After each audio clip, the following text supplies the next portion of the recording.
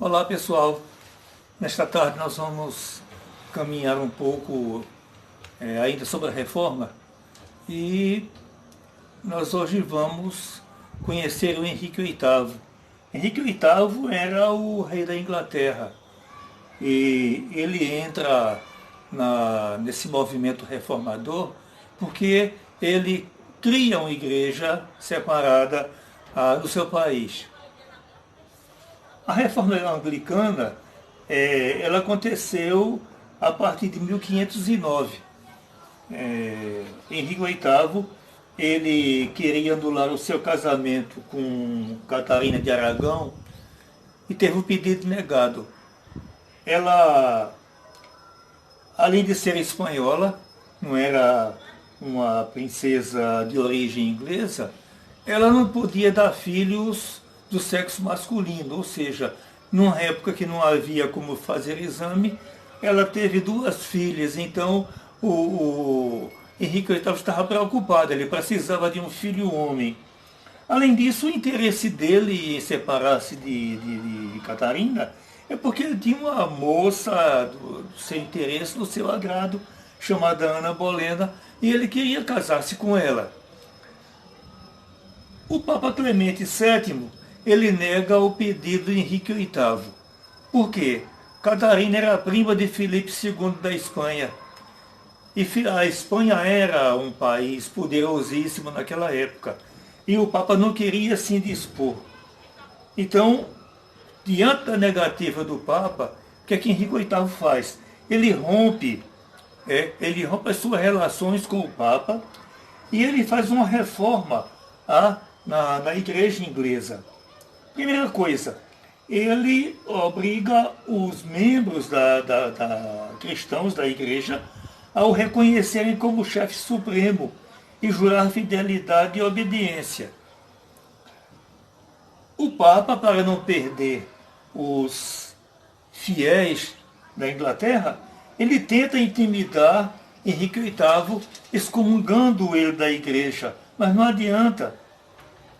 O Henrique VIII decreta o chamado ato de supremacia, que dava direitos a ele de se tornar o chefe da igreja. Então, em 1534, ele separa totalmente a igreja da Inglaterra da igreja de Roma. A outra coisa que leva Henrique VIII a fazer esse movimento é porque a Igreja Católica possuía muitos bens, muitas terras, muitas propriedades, castelos na Inglaterra. Então, ele pretendia também tomar posse dos bens da igreja. Quando ele faz isso, então, ele toma posse de tudo que a Igreja Católica tem na Inglaterra. Então, além de se tornar chefe supremo, se tornar o Papa, digamos, o chefe da igreja, ele enriquece os cofres da Inglaterra. Nós temos aqui o ato de supremacia, um documento histórico em que Henrique VIII declara-se separado da igreja de Roma. A reforma da igreja anglicana, na realidade, ela trouxe poucas modificações. Os pastores continuaram usando batina, eles retiram os santos dos altares, mas a celebração da missa, como continua sendo a missa. A prática de celebrar com hóstia continuou na igreja anglicana. Então,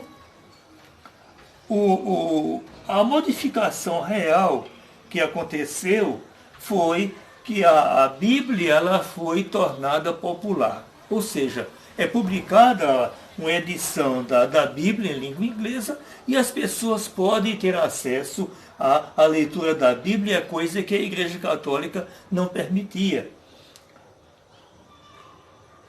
A reforma anglicana ela resolveu, na verdade, dois problemas que a monarquia possuía. Primeiro, a questão da herança do trono, com a venda das terras da igreja para a burguesia e a nobreza, deu um suporte financeiro aos cofres da Inglaterra. Claro que a coisa não aconteceu tão fácil assim.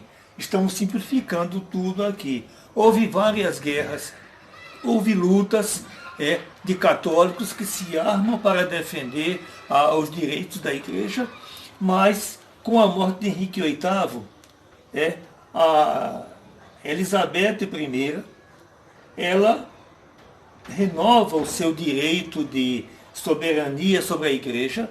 A rainha da Inglaterra, hoje Elizabeth II, é a chefe da igreja anglicana. Então, nós temos Elizabeth, ela reafirma o seu direito sobre a igreja. Como nós já vimos, os principais reformadores foram Lutero e Calvino. E que a reforma difundiu-se pela Alemanha, pela Suíça, pela França, pela Holanda, pela Escócia e pela Escandinávia. Então nós temos uma propagação geral pela Europa. Mas a motivação de todos esses movimentos sempre foi não apenas a finalidade de separar a igreja, as igrejas de Roma. É porque os príncipes alemães, os príncipes suíços, os holandeses, os escoceses, eles tinham interesses em tomar posse dos bens da igreja. Esta, na realidade, é a motivação principal do movimento reformador. Os religiosos, como Lutero, Calvino e outros, eles tinham interesse realmente em dar acesso à população a uma fé transformada, a uma fé renovada. Mas os políticos, os príncipes que deram apoio, na realidade, amados, eles queriam mesmo era dinheiro no bolso. Isso aí eles conseguiram. Ok? Então, nós encerramos aqui nosso período de reforma. Foi difícil para a igreja reconhecer esses abusos. Havia abusos na igreja. A igreja católica reconheceu que havia erros, mas eles não mudaram, não houve mudanças. E os conflitos que acontecem entre a igreja e os reformadores é por conta disso aí. A igreja não teve atitude de tomar uma posição e modificar o que havia de ruim, o que havia de falho em seu meio. Eita. Ok? Tu desligasse foi. Saiu da tela. Por quê? Ah,